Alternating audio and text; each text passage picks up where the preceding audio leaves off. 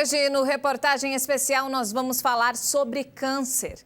Uma doença grave com um alto índice de mortalidade. Só para se ter uma ideia, no mundo, os tumores de cabeça e pescoço são a sexta causa de morte. E um dos principais problemas é o diagnóstico tardio, que ocorre em 60% dos casos. Para tirar todas as nossas dúvidas a respeito dessa doença, nós vamos conversar com o oncologista Dr. William Nassib. Acompanhe. Por que o câncer de cabeça e pescoço, eles estão entre os 10 mais incidentes na população mundial? O câncer de cabeça e pescoço tem como principais fatores de risco o cigarro e outros produtos do tabaco, e também a infecção por um vírus chamado HPV. O cigarro, ele talvez seja o fator de risco mais importante, especialmente em países fora da Ásia. E na Ásia, a gente tem muito mascar produtos de tabaco. Então, na Ásia, particularmente no sul da Ásia, na Índia, por exemplo, a gente tem uma incidência muito alta de câncer de cabeça e pescoço, o que puxa a incidência mundial. Mas certamente são a exposição a essas substâncias que causam câncer, tanto do tabaco, na forma de cigarro, quanto na forma de não se fumar o cigarro. E o vírus por HPV é o mesmo vírus que causa o câncer de colo de útero em mulheres, por isso que as mulheres fazem o exame preventivo de Papa Nicolau. É um vírus que circula muito, então a gente tem muita prevalência desse vírus, e de mais ou menos 10, 15 anos para cá, nós descobrimos que esse vírus causa alguns tipos de câncer de cabeça e pescoço também. E qual a importância do avanço da tecnologia como aliada na prevenção dessas doenças? A gente teve vários pontos importantes nos últimos anos que apontam para uma capacidade de prevenção do câncer de cabeça e pescoço. A primeira delas é a vacinação para HPV. Então, a vacinação para HPV ela está disponível no Brasil, inclusive na rede pública, é aprovada em vários países do mundo.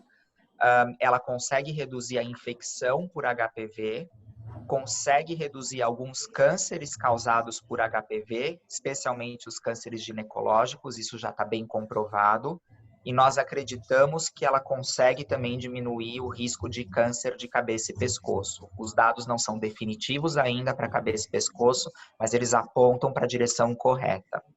Então, esse é um ponto. O segundo ponto seria a prevenção por cessação de tabagismo.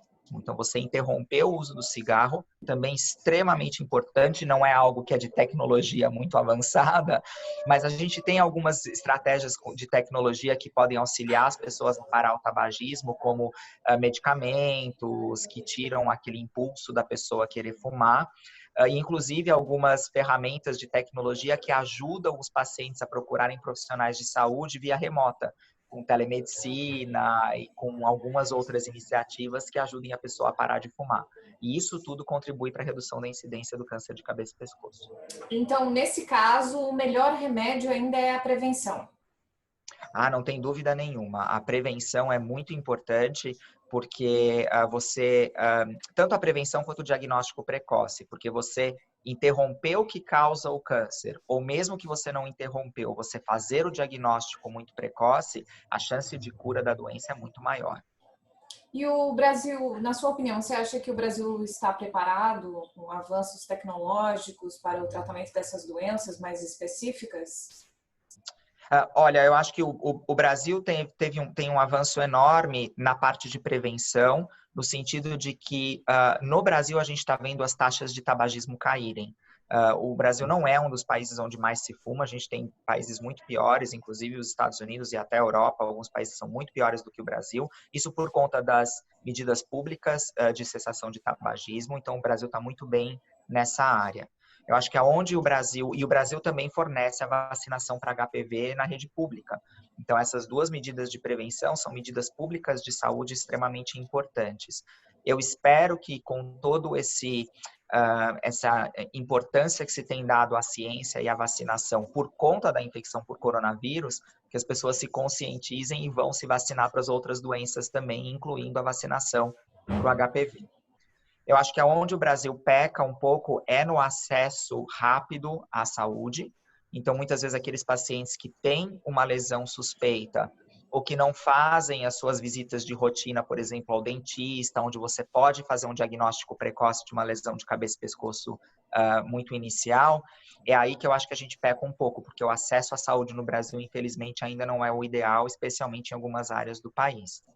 Em termos de tratamento tecnológico, quando uma vez que o paciente já tem o diagnóstico, nós temos, principalmente na rede privada, técnicas muito modernas de radioterapia, acesso a medicações novas, e isso está muito difundido, inclusive aprovado pelas agências regulatórias. Nos serviços públicos de saúde, o acesso a essas novas tecnologias ainda deixa um pouco a desejar. Entendi. E, doutor, tanto se fala de uma vacina contra a Covid-19. Você acredita na possibilidade de um dia, sei lá, longe ou perto, nós termos uma vacina contra o câncer?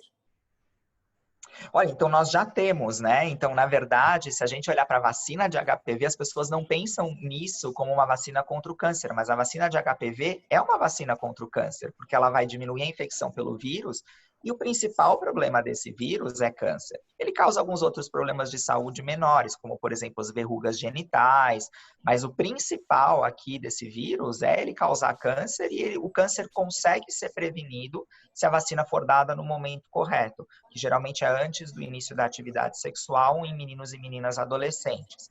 Então, esse é um exemplo de vacina contra o câncer. A gente tem um segundo exemplo de vacina contra o câncer, que é a vacina para hepatite B.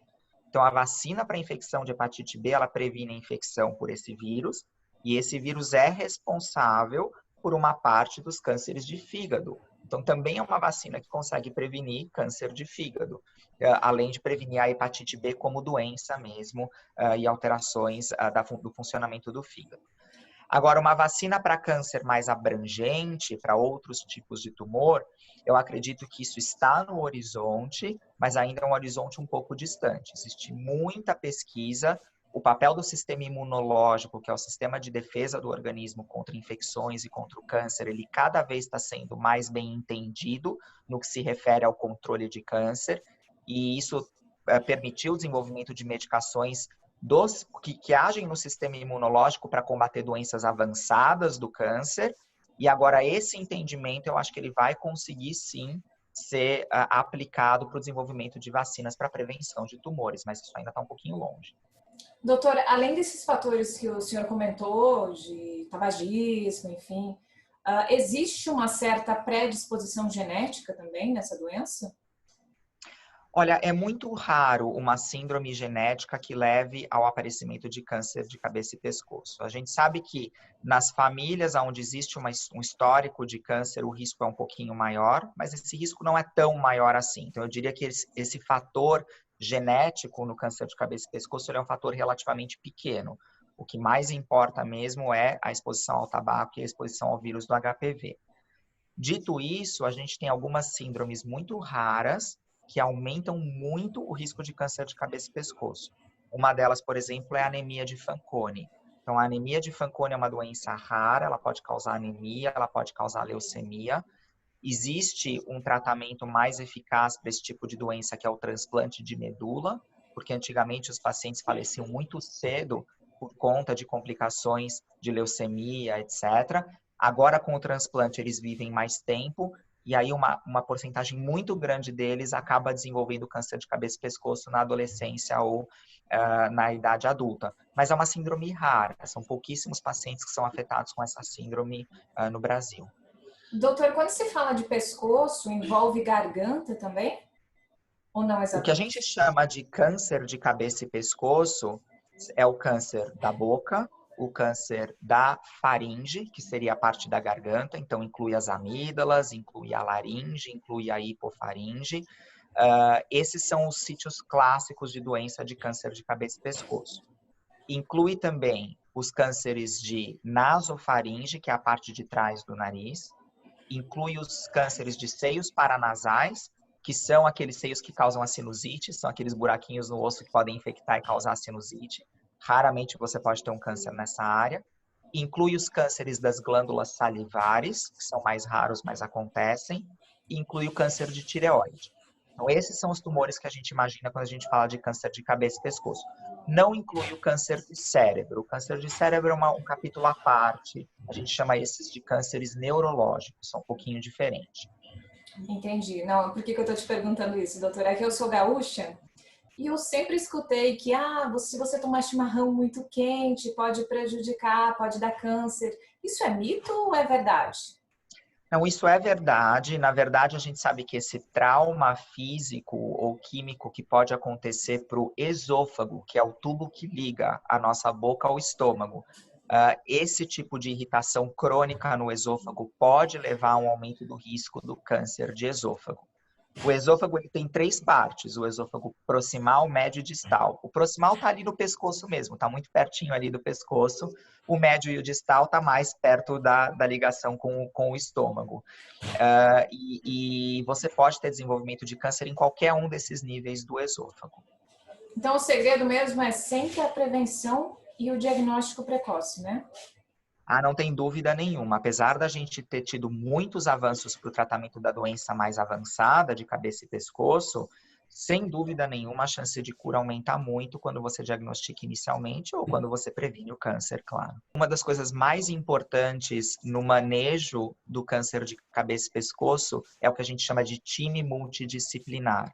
Então, infelizmente, para aqueles pacientes que não conseguiram prevenir a doença e são diagnosticados com a doença, é muito importante um tratamento coordenado entre oncologista clínico, radioterapeuta, cirurgião, dentista, e aí tem equipe de enfermagem, nutrição. A gente costuma dizer que precisa de um time de futebol para tratar o câncer de cabeça e pescoço. Então, se infelizmente as pessoas que estão vendo essa entrevista conhecem ou forem diagnosticadas com câncer de cabeça e pescoço, procurem um serviço onde tem esse tratamento de time, tratamento multidisciplinar. Isso faz uma diferença e aumenta muito a chance desse paciente ficar bem.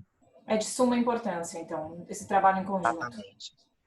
Exatamente. Espero que você tenha gostado da entrevista. E não se esqueça de cuidar da saúde.